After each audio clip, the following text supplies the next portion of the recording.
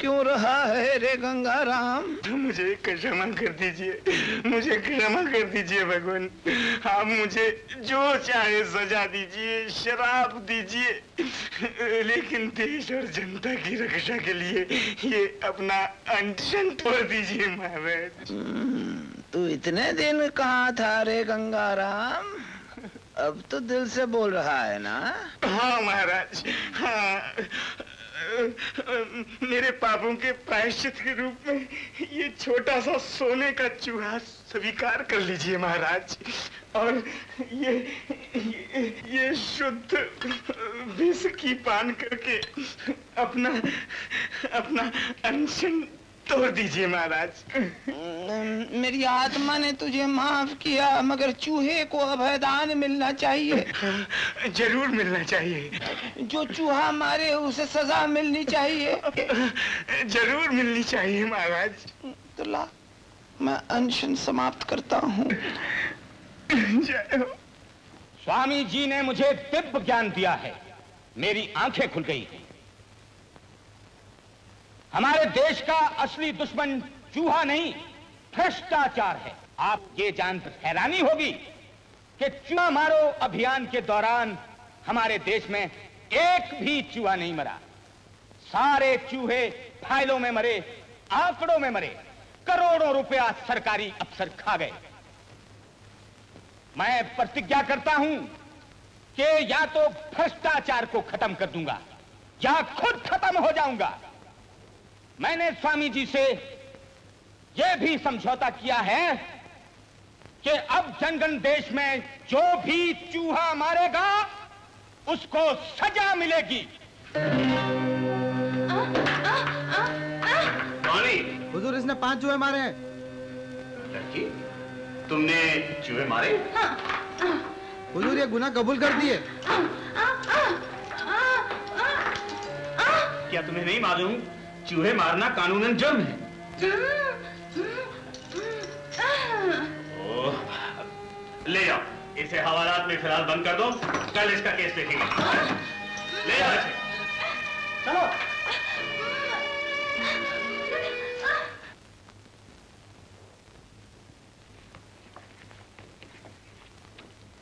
ये हैं सेठ गरीबदास। इन्हें तो आप अच्छी तरह से जानते ही होंगे। आपके हक में इन्होंने अपना नाम वापस लिया था हुजूर। आइए आइए सेठ जी, मैं आपको कैसे भूल सकता। और ये देखिए हुजूर, मीरा देवी ने आपको सेठ जी के पास गिरवी रख दिया था।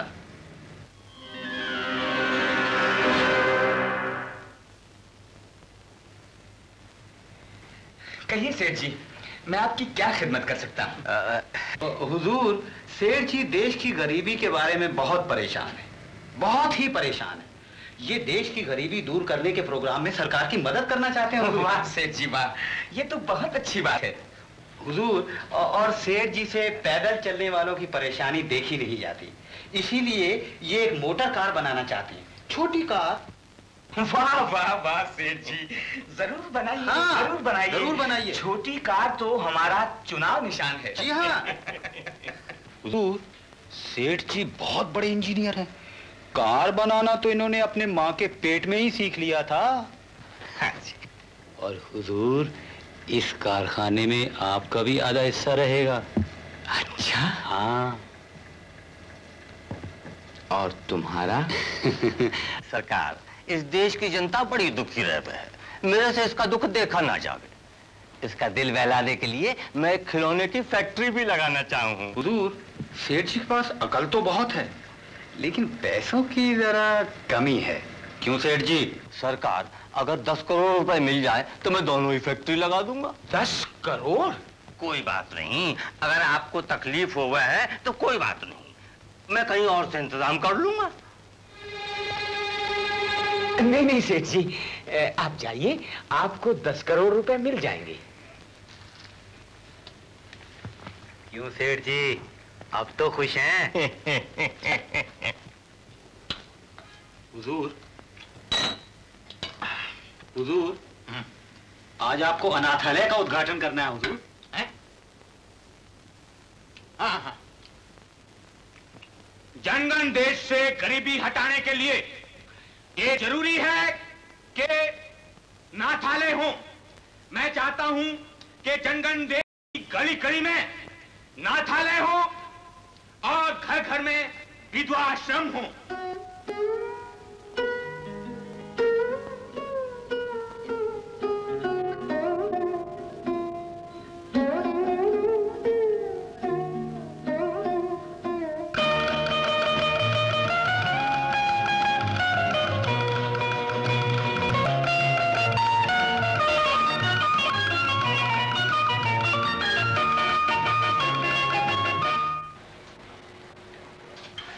हुजूर, आज आपको वन महोत्सव का उद्घाटन करना है? हाँ, गरीबी हटाने के लिए जंगल लगाना जरूरी है। मैं सारे जंगल देश को जंगल बना देना चाहता हूँ। जंगल से बरसात होगी और खेतों में, घरों में, दफ्तरों में, चूल्हों में, सब जगह पानी पानी हो जाएगा।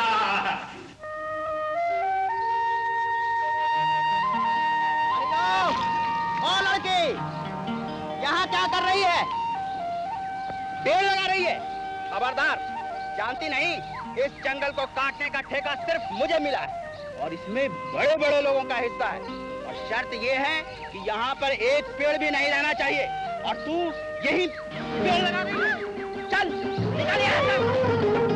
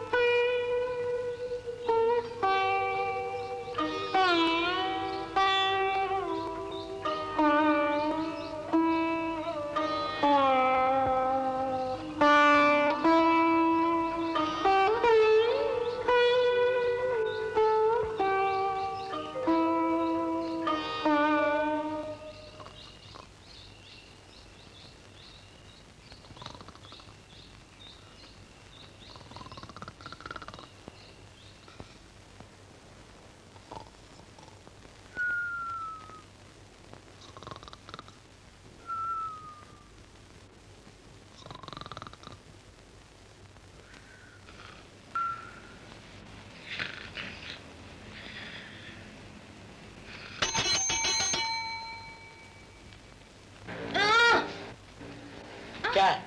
बोलो बोलो। एक मिनट भी चैन से सोचने नहीं देते। बोलो बोलो, बोलती क्यों नहीं? मैं बहरा हूं तो क्या तुम गूंगी हो?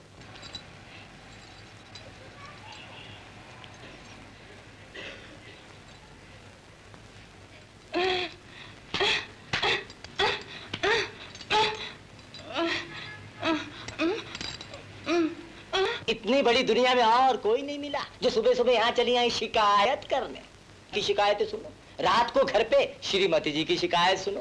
एक चैन से सोचने नहीं देते। घर पे श्रीमती जी की कभी लिपस्टिक नहीं, साड़ी नहीं, सैंडल नहीं, तो कैसे होगा? घर में आटा नहीं, नमक नहीं, घी नहीं, शक्कर नहीं, प्याज नहीं। लेकिन मैं अपनी शिकायत किससे करूं? ऐसे नामाकूल महकमे में हूं और तो कुछ मिलता नहीं। मिलती हैं शिकायतें। हर गांव से 10 लाख शिकायतों के बंडल रोज आते मेरे पास। अकेली जान और इतना काम, मैं तो पागल हो गया हूँ। डिपार्टमेंट को लिखते लिखते तंग आ गया हूँ। 5 असिस्टेंट नहीं देते, 10 चपड़ासी नहीं देते, 1 लेडी स्टेनो नहीं देते, तो कैसे होगा? अगर मैं तुम्हारी शिकायत लिखना भी चाहूं तो लिखूं कैसे? कलम नहीं, दवात नहीं, स्याही नहीं, पेंसिल नहीं, कागज नहीं, स्टोर से कुछ मिलता ही नहीं। और जो स्टोर से मिलता भी है उससे हमारे बच्चों की पढ़ाई लिखाई पूरी नहीं होती, तो कैसे होगा? लिखने से कुछ नहीं होगा। जाओ जाओ, कोई फायदा नहीं, कोई फायदा नहीं। जाओ जाओ, सो जाओ और हमें भी सोने दो।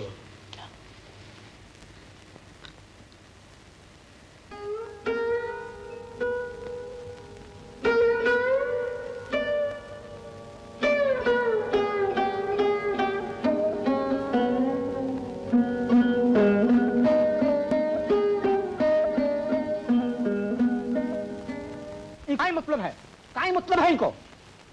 इसका ये मतलब है सेठ धनपत राय धिरला कि अब तुम्हारी लूट नहीं चलेगी। अब जमाना बदल रहा है, समाजवाद आ रहा है। तुम्हारी कितनी फैक्ट्रियां हैं? 25। और बैंक? बैंक 5, खाली 5। अखबार कितने हैं? 2, और वे भी एक दूसरे से खिलाफ लिख बोक रहे। और सिनेमा घर? सिर्फ 40। तुम्हारी फैक्ट्रियां, अखबार, बैंक, सिनेमा सब जब्त। समाजवाद अब इंतजार नहीं कर सकता। अरे देखियो थारो समाजवाद देखियो के बेरो थारे जिसका कितना प्रेसिडेंट आया और कितना चला गया। मारे से दुश्मनी राग करके कोई भी प्रेसिडेंट रह नहीं सके। समझा कि नहीं? अरे थाने राज चलानो है कि मिला है, थाने राजा बननो है कि बाणिया। हुजूर, समाजवाद लाने के लिए कभी कभी इंतजार भी करना पड़ता है। अच्छा? जी हाँ, खुद लेनिन ने कहा है कि एक कदम आगे बढ़ाने के लिए 2 कदम पीछे हटना पड़ता है हुजूर। तो पहले क्यों नहीं बताया? गलती हो गई हुजूर। नॉनसेंस।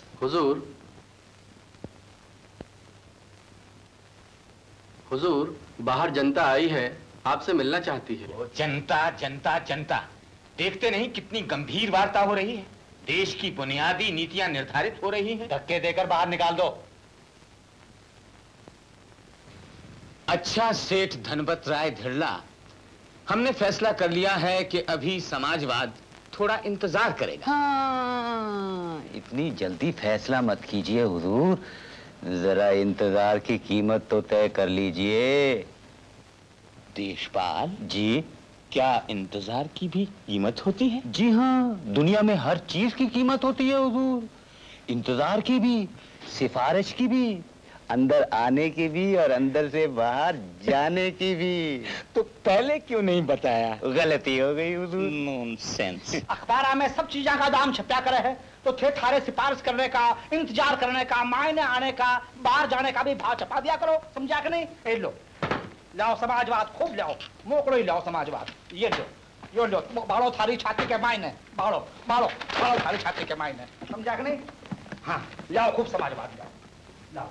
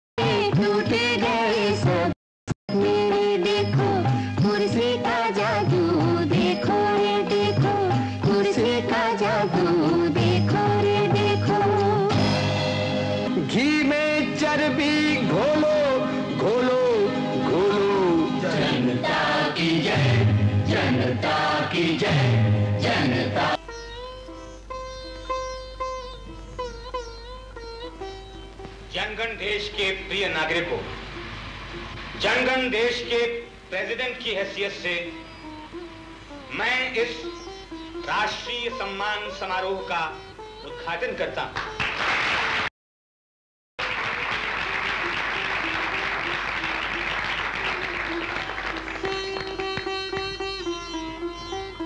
इस वर्ष छद्म भूषण की उपाधि सेठ धनपत राय धिरला को प्रदान की जाती है। ये सिर्फ एक लोटा डोरी लेकर हमारे देश में आए थे। आज ये हमारे देश के सबसे बड़े उद्योगपति हैं। देश के 3/4 उद्योगों का भार इन्होंने अकेले अपने कंधों पर उठा रखा है। देश की गरीबी और बेकारी हटाने में इनका बहुत बड़ा योगदान है। स्वयं एक समाजवादी हैं और लेनिन के सिद्धांतों पर अमल करते हैं। देश की अर्थव्यवस्था के प्रति की गई इनकी सेवाओं के लिए इन्हें छद्म भूषण की उपाधि से सुशोभित किया जाता है।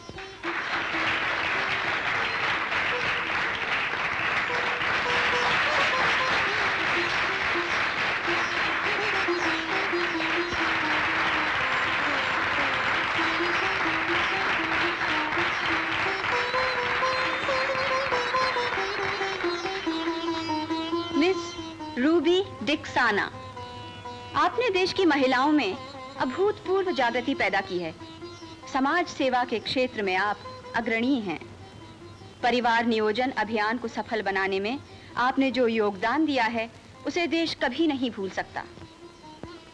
मिस्टर प्रेसिडेंट की असहनीय जिम्मेदारियों को हल्का करने में इनका बहुत बड़ा हाथ है। मिस रूबी डिक्साना को छद्म पद्मिनी की उपाधि प्रदान की जाती है।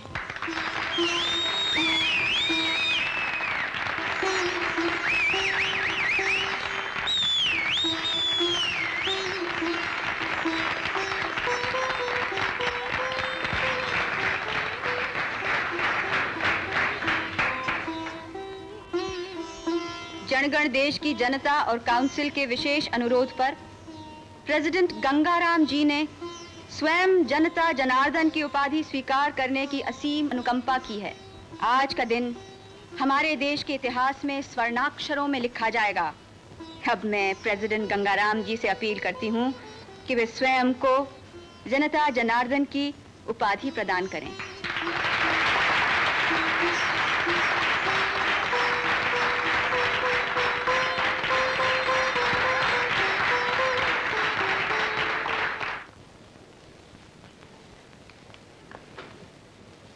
बैठो। बोलो, तबीयत खराब है? क्या हुआ? अरे तो बोलती क्यों नहीं? मुझे क्या जानवरों का डॉक्टर समझ रखा है? हाँ, गूंगी हो? अरे तो गले के डॉक्टर के पास जाओ, मेरे पास क्यों आई हो?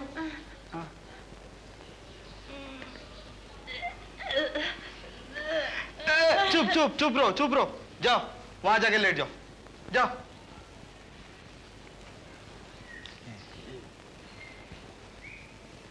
घर पर तो कोई आता नहीं, सुबह सुबह यहां चले आते हैं इस बूचड़ खाने में।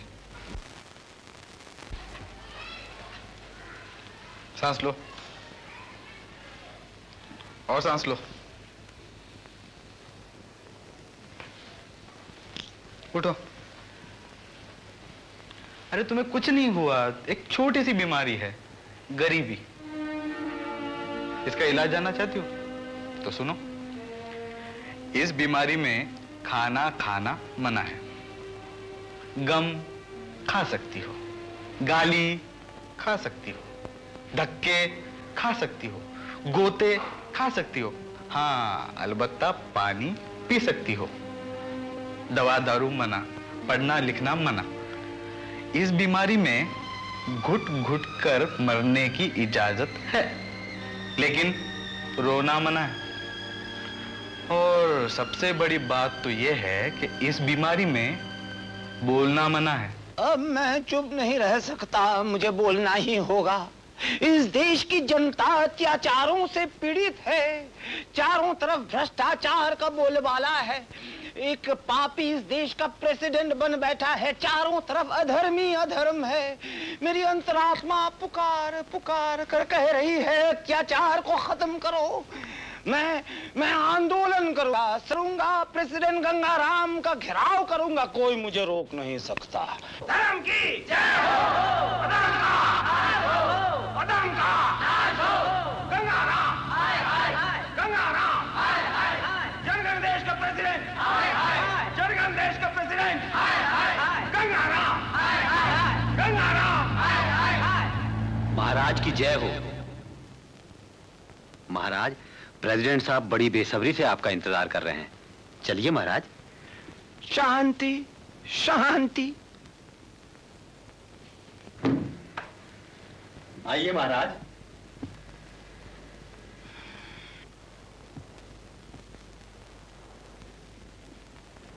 क्यों बे स्वामी के बच्चे, मैं तेरी जुबान खींच लूंगा, तेरी बोटी बोटी उड़ाकर चील कौओं को डाल दूंगा। है? हमारी बिल्ली और हम ही से मियाओ। बैठो। शांति, शांति। सॉरी सर, गुस्ताखी माफ हो प्रेसिडेंट साहब, मगर मैं भी क्या करूं। मैंने देश विदेश में 20-25 योगाश्रम खोल रखे हैं, जिनमें हजारों चेले चेलियां आकर योग साधना करते हैं और मन को शांति पहुंचाते हैं। मन को शांति पहुंचाते हैं। क्या करूं, कारोबार इतना बढ़ गया है, अब तो मुझे एक बड़ा ऑफिस चाहिए और एक स्टेनोटाइपिस्ट बाला चाहिए और जनसंपर्क के लिए एक इम्पाला कार चाहिए और देश विदेश की यात्रा के लिए एक छोटा सा हवाई जहाज चाहिए और ध्यान समाधि के लिए गांजा चरस चाहिए और ब्लैक मैजिक सीखने के लिए काली गाय का दूध चाहिए। आखिर ये खर्चा आए तो कहां से आए? हैं? और वो जो 5 मन का सोने का चूहा दिया था, वो हजम कर गए। देशपाल जी हुजूर। इसको कुछ टुकड़े डालो। आपका बहुत बहुत शुक्रिया प्रेसिडेंट साहब। Thank you, thank you, thank you, thank you, thank you, धन्यवाद। मेरे लिए सेवा। देखो स्वामी, हम तुम्हारी मदद करेंगे, तुम हमारी मदद करो। हम जानते हैं कि तुम एक जादूगर हो। क्या तुम अपने जादू से गरीबी नहीं हटा सकते? जनगण देश के अभागे नागरिकों, आपको ये सूचित करते हुए मुझे अत्यंत हर्ष होता है कि मेरी घोर तपस्या योग साधना के बाद परमपिता परमात्मा की कृपा से और मेरे गुरुदेव के आशीर्वाद से कल रात मुझे 8 सिद्धियां प्राप्त हो गई है। मुझे मेरे गुरुदेव का आदेश मिला है कि मैं अपने सिद्धि बल और योग बल से इस देश से गरीबी को मिटा दूं। तो मुझे बताओ, गरीबी कहाँ है, कहाँ है?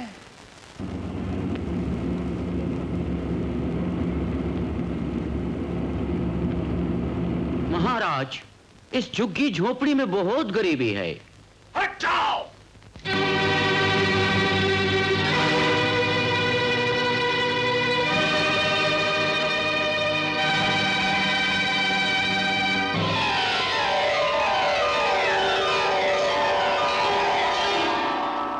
हरे कृष्णा, स्वामी जी महाराज, इस फिशरमैन बस्ती में, मछुआरों की बस्ती में बहुत गरीबी है।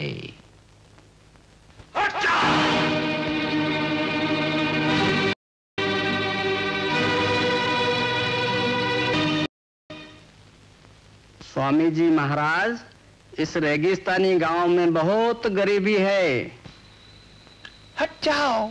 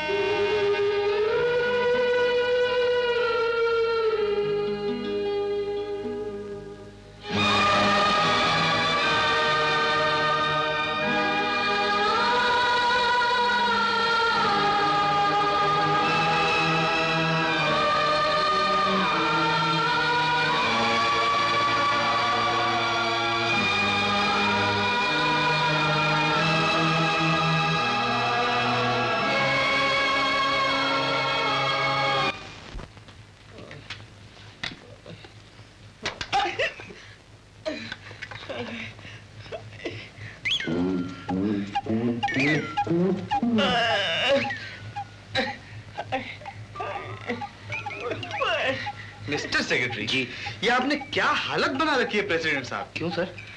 देखते नहीं, जनता की चीख पुकार सुनते सुनते उनके कानों के पर्दे फट गए। फट गए? हाँ, फट गए। तेल तेल देशपाल, मेरे कानों में तेल डालो। नहीं सर, नहीं। आपके कान को तेल की जरूरत नहीं है, आपके कानों को संगीत चाहिए, सुमधुर संगीत।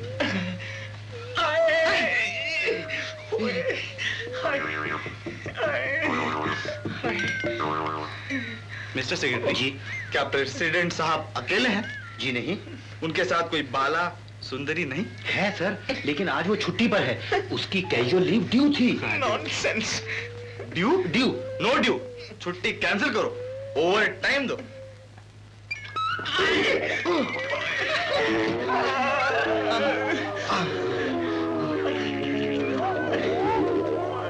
मिस्टर प्रेसिडेंट, क्या आपने पानी पिया था? नहीं सर, आपको पानी पीना मना है। आपको सिर्फ द्राक्षासव पीना चाहिए, स्कॉच विस्की। आपके कानों के लिए सुर, जिगर के लिए सुरा और दिल के लिए सुंदरी, यही प्रिस्क्रिप्शन है।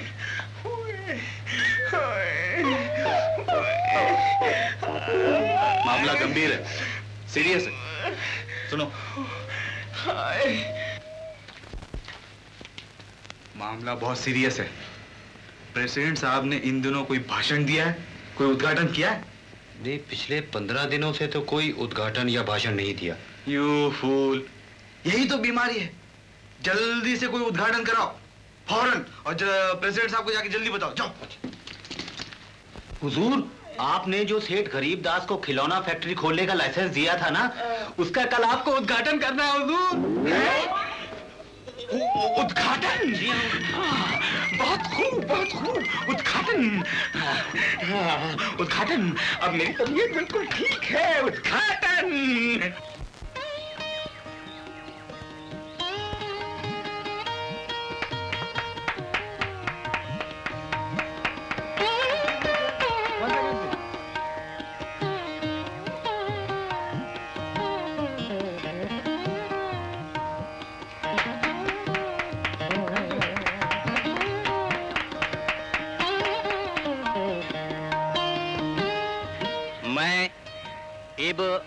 अपने प्रेसिडेंट श्री गंगाराम जी से अनुरोध करूंगा कि वो मेरी इस छोटी मोटी खिलौना फैक्ट्री का उद्घाटन करने की कृपा करें। देशपाल जी हुजूर। मगर जनता कहाँ है? वो आ रही है हुजूर।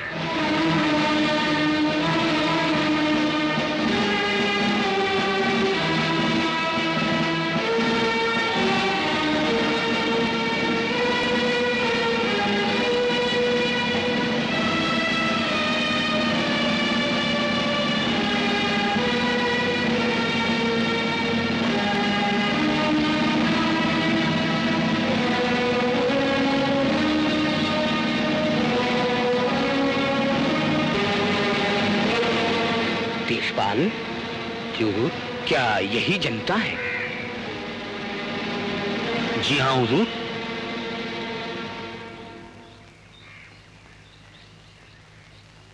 मेरी प्यारी जनता, बहुत दिनों बाद आज तुम्हें देखकर मेरा हृदय भरा है।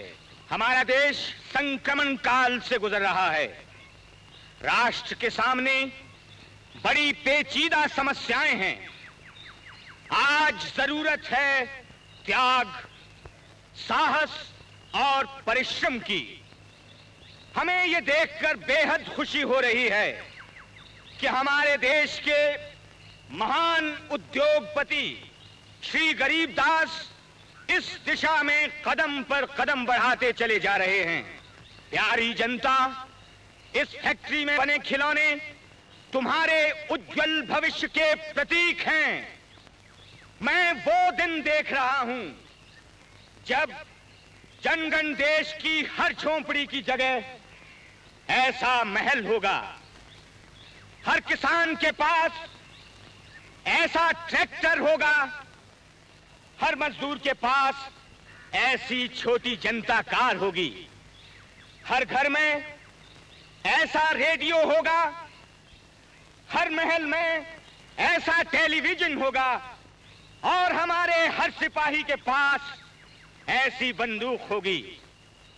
बस चौथी पंचवर्षीय योजना खत्म होते होते जनगण देश का नक्शा बदल जाएगा, तुम्हारा भाग्य पलट जाएगा, काली रात कट जाएगी, गरीबी हट जाएगी।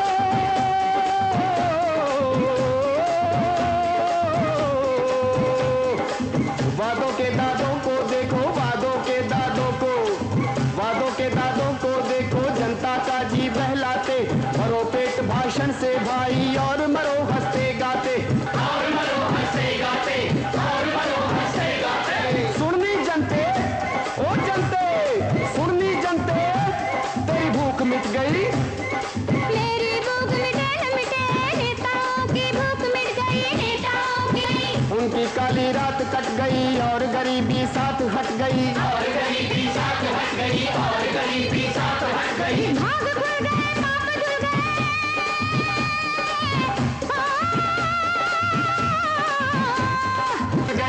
मटोलो मटोलो मटोलो। जनता की जय, जनता की जय, जनता की जय।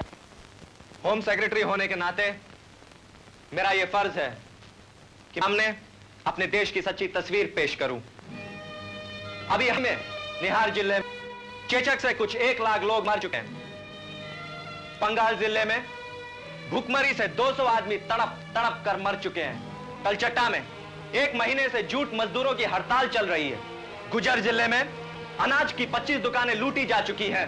जनगण यूनिवर्सिटी पिछले 3 महीने से बंद। जिले में 11 हरिजन बस्तियों को जला डाला गया है, 200 हरिजनों की हत्या की गई है और एक गांव में तमाम हरिजन औरतों को नंगा करके उनकी परेड कराई गई है। ऐसा लगता है जैसे इस देश में सरकार है ही नहीं। जनता की सारी उम्मीदों पे बर्फ गिर रही है।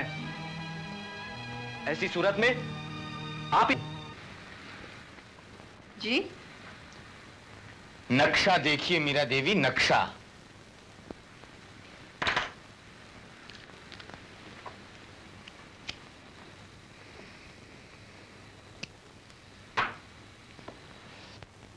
अब बताइए हमारे पड़ोस में कौन सा मुल्क है? अंधेर नगरी। अंधेर नगरी। तुम लोग अब तक ये नहीं समझ पाए कि हमारे रोगों की जड़ क्या है, हमारे सब सवालों का जवाब क्या है। जवाब हमारा जवाब है हमारा पड़ोसी मुल्क अंधेर नगरी। मीरा, ये भी उस नक्शे पर क्यों है? अंधेर नगरी को उस नक्शे से मिटा दो। हमारी नदियों का पानी अंधेर नगरी ने रोक रखा है और हमारे यहां पड़ता है। हमारे बांध अंधेर नगरी के जा सुड़ रहे हैं और बाढ़ आती है, भूकंप वहां आता है, घर हमारे ढहते हैं। अंधेर नगरी के दलाल हमारे देश में हड़तालें करवा रहे हैं। तक के कीटाणु अंधेर नगरी से हमारी सरहदों में भेजे जाते हैं। अंधेर नगरी ने हमारे देश में जासूसों का जाल फैला रखा है। अंधेर नगरी हमारी तरक्की से जलती है, रास्ते में रोड़े अटका रही है। अंधेर नगरी ने हमारी सरहदों पर फौजें जमा कर दी हैं। जंग नहीं चाहते, हम शांति प्रिय देश हैं, लेकिन हम अंधेर नगरी को चेतावनी दे देना चाहते हैं कि वो हमारे अंदरूनी मामलों न दें। हम ईंट का जवाब पत्थर से और गाली का गोली से देना जानते हैं। ओह गंगू, you're a genius। तुमने तो कमाल कर दिया। अपनी सारी नाकामयाबियां अंधेर नगरी के मत्थे मर दी। इसे कहते हैं पॉलिटिक्स। लेकिन मीरा, ये पॉलिटिक्स तो मैंने आपके चरणों में ही बैठकर सीखी है। कहा था कि पॉलिटिक्स समझौता करने की कला है, आर्ट ऑफ कॉम्प्रोमाइज। क्या मतलब?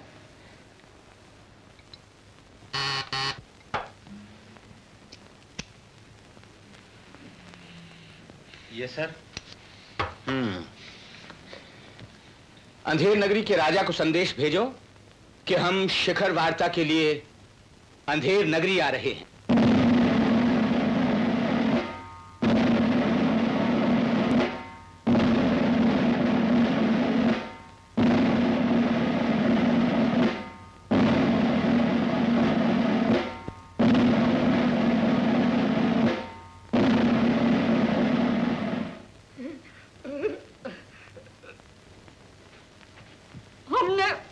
हमने तुम्हारे क्या बिगाड़ा है? हम अमन से रह रहे हैं, तुम रहने देंगे राजा। आखिर तुम चाहते क्या हो? देखो राजा, काम की बात करो। तुम्हारी प्रजा तुमसे नाराज है, हमारी जनता हमसे नाराज है। हमारी प्रजा तुम्हें गद्दी से हटा देगी, हमारी जनता हमको कुर्सी से हटा देगी। राइट? राइट। अब इस मुश्किल का एक ही हल है, हमारे खिलाफ जंग छेड़ दो, हम तुम्हारे छेड़ दो। 15 दिन की एक लड़ाई हो जाए। तुम हमारे खिलाफ जहर ना, हम तुम्हारे खिलाफ जहर उगलेंगे। देशभक्ति का भाषण देना, हम भी देशभक्ति का भाषण देंगे। हम तुम पर थूकेंगे। राइट? राइट। देशभक्ति का ये नशा कम से कम 5 साल तो चलेगा ही। 5 साल तुम्हारी गद्दी और हमारी गद्दी, उसके बाद फिर कोई और टूर्नामेंट खेली। बोलो राजा, मंजूर है? मंजूर है। मंजूर है? मंजूर है। मंजूर है। मंजूर है। मंजूर है। मंजूर है।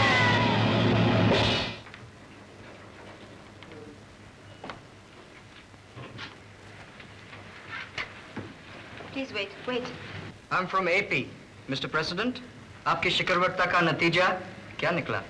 मुझे बड़े अफसोस के साथ कहना पड़ रहा है कि हमारी शिखर वार्ता असफल रही। अब जंग के सिवा और कोई चारा नहीं।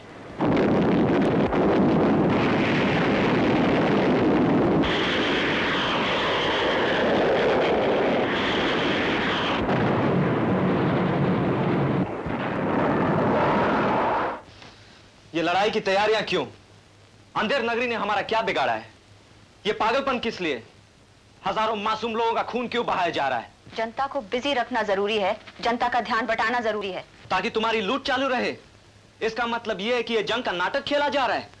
क्या तुम्हारी और अंधेर नगरी की इसमें मिली भगत है? बोलो, जवाब दो। तुम हर चीज को शक की नजर से देखते हो।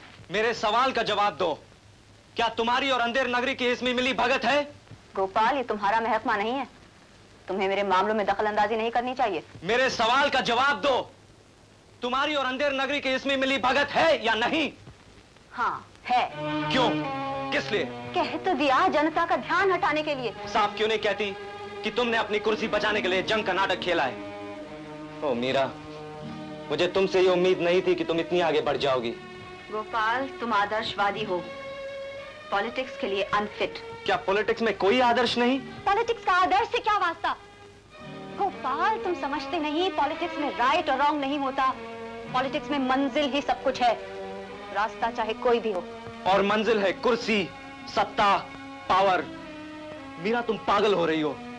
मैं तुम्हारे इस नाटक में शामिल नहीं हो सकता। मैं बगावत करूंगा। कुचल दिए जाओगे। गोपाल, पॉलिटिक्स में कदम कदम पर खतरे हैं। आदर्शवाद पुराने जमाने की चीज है, यथार्थ से समझौता करना ही समझदारी है। व्यर्थ में अपने को शहीद करने से क्या फायदा? सॉरी मीरा, आज से हमारे तुम्हारे रास्ते अलग हैं। Good luck.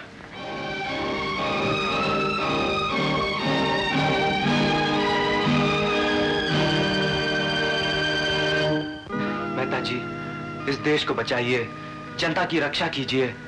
अभी वो मौका है जब आप प्रेसिडेंट गंगाराम को हटा सकते हैं। इस देश का भविष्य अंधकारमय है।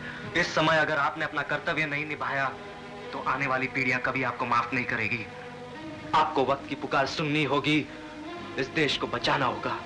मैं प्रस्ताव करता हूं कि इस काउंसिल को प्रेसिडेंट गंगाराम में विश्वास नहीं रहा। जब श्री गंगाराम प्रेसिडेंट बने थे तो देश में जनता के हृदय में एक नए आशा का संचार हुआ था, लेकिन धीरे धीरे उन आशाओं पर तुषारपात हो गया। आज जनता नाराज है और उनका ध्यान हटाने के लिए जंग का नाटक खेला जा रहा है। मैं दावे के साथ कह सकता हूं कि प्रेसिडेंट गंगाराम ने अंधेरी नगरी राजा के साथ एक गुप्त समझौता किया है। हम जानना चाहते हैं कि वो समझौता क्या है। प्रेसिडेंट गंगाराम ने इस देश में राजनीति की एक नई प्रणाली चालू की है। अनैतिकता की प्रणाली, वाक्चातुर्य की प्रणाली, जनता के साथ विश्वासघात की प्रणाली। लेकिन हम इस प्रणाली को ज्यादा दिन नहीं चलने देंगे। ये सब गड़बड़ मिस्टर गोपाल कर रहे हैं हुजूर। मुझे मालूम है। जानते हो क्यों? इसलिए कि गोपाल मीरा से मोहब्बत करता है और मीरा गोपाल से नफरत करती है। लेकिन सर, बहुत सारे लोग मेहता जी के साथ हैं। वो देखा जाएगा। अगर आपको न्यूजीलैंड का राजदूत बनाकर भेज दें तो? Thank you mister president. और अगर आपको अंधेर नगरी में राजदूत बनाकर भेज दिया जाए तो? Thank you very much sir. हम ये जानना चाहेंगे कि जनता से जो लाखों रुपया सोना और गहना जमा किया गया उसका क्या हुआ? प्रेसिडेंट गंगाराम किसके दम पर गुलछर्रे उड़ा रहे हैं? वो जिस चीज पर हाथ डालते हैं वो चीज गायब हो जाती है। अनाज नहीं, कपड़ा नहीं, तेल नहीं, शक्कर नहीं। काला बाजार और मुनाफाखोरी देश में पांव तोड़कर बैठ गए हैं और इस सब के जिम्मेदार है गंगाराम। कुलमोहन राम जी, आपको प्रेसिडेंट साहब ने इंपोर्ट लाइसेंस तो दिया ही है, आप लीजिए 1 लाख रुपया। और झा जी, आपके दामाद को प्रेसिडेंट साहब ने डायरेक्टर बना दिया है, आप भी लीजिए 1 लाख रुपया। प्रेसिडेंट गंगाराम ने बड़े बड़े वायदे किए थे, वो सब वायदे कहां चले गए? गरीबी हटाने के नाम पर गरीबों को हटाया जा रहा है। यह सरकार पूंजीपतियों के हाथों की कठपुतली बन गई है। शराब बंद है, मगर हमारे प्रेसिडेंट साहब 24 घंटे शराब के नशे में चूर रहते हैं। जनगण देश का नैतिक पतन हो चुका है। चारों तरफ अंधेरा ही अंधेरा दिखाई पड़ता है। यह कैसा इनकलाब है? यह कैसा समाजवाद है? अब हमारे सब्र का बांध टूट चुका है। अब जनगण देश की जनता ऐसे प्रेसिडेंट को हरगिज बर्दाश्त नहीं करेगी। बहुत बहुत धन्यवाद मेहता जी, बहस बहुत अच्छी चल रही है। गंगाराम की सारी पोल खुल रही है। लगता है जल्दी ही जनगण देश गंगाराम के जुल्मों से आजाद हो जाएगा और इसका सारा श्रेय आपको होगा। जनगण देश के इतिहास में आपका नाम अमर रहेगा। अब हमें सिर्फ 150 वोट चाहिए और मुझे पूरा विश्वास है कि आपकी वजह से हमें ये वोट मिल जाएंगे। वोट तो हम 150 नहीं 200 ले आएंगे गोपाल बाबू। गंगाराम अब जनगण देश का प्रेसिडेंट नहीं रह सकता। हमारा प्रस्ताव जरूर पास होगा। सिर्फ क्या मेहता जी? आप तो जानते ही हैं गोपाल बाबू, सबके बाल बच्चे। मेंबर लोग वोट तो हमारे साथ जरूर देंगे, लेकिन कुछ पैसे मांगते। जी? ज्यादा नहीं गोपाल बाबू, 2 करोड़ रुपया काफी होगा। हर मेंबर 1 लाख रुपया मांग रहा है, लेकिन मैं उन्हें 50-55 पे राजी करवा लूं।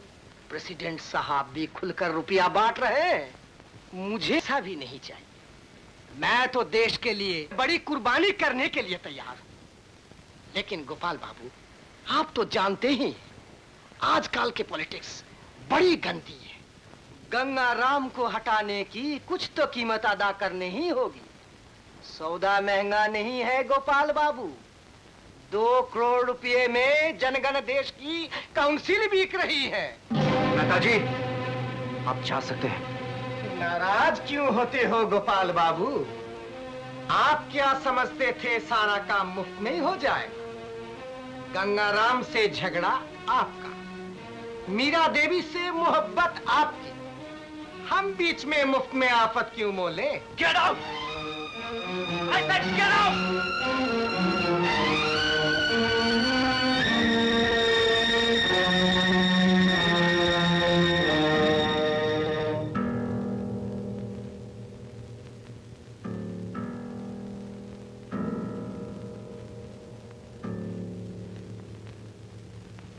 आइए, बैठिए।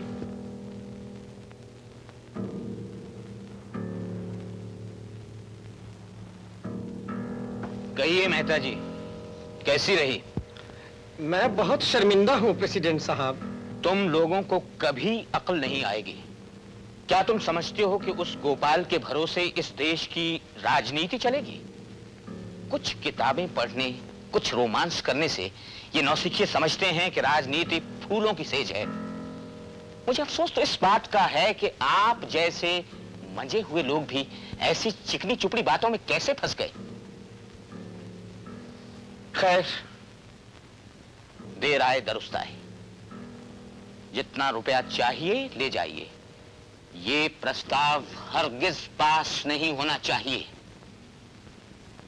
कल से जनगण देश के होम सेक्रेटरी आप होंगे। गोपाल को अपनी करनी का फल भुगतना ही पड़ेगा। हालांकि ये प्रस्ताव हमारी विरोधी पार्टी के नेता मेहता जी ने रखा है, लेकिन ये सवाल पार्टी का नहीं, मुल्क का है। इसलिए हमारी पार्टी इस अविश्वास प्रस्ताव का पूर्ण समर्थन करती है। कोई नहीं जानता कि श्री गंगाराम कौन है, कहां से आए हैं, क्यों आए हैं। देश की जनता आजादी चाहती है और इसलिए मैं इस सदन से दरख्वास्त करूंगा कि एक राय से इस अविश्वास प्रस्ताव को पास कर दें।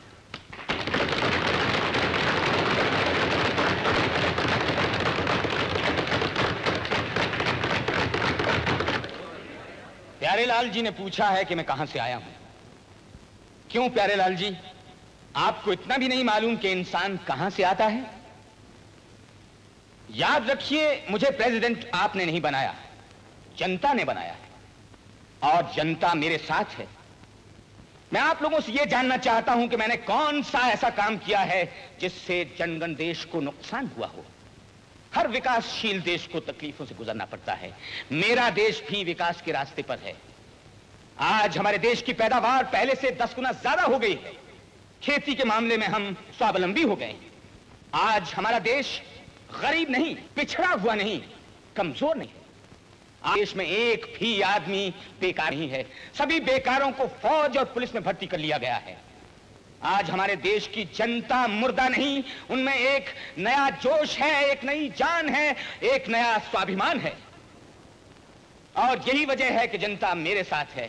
अब आपको फैसला करना है कि आप किसके साथ हैं।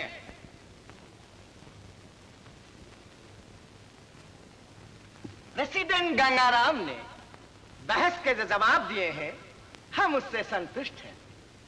इसीलिए हम अपना अविश्वास प्रस्ताव वापस लेते हैं।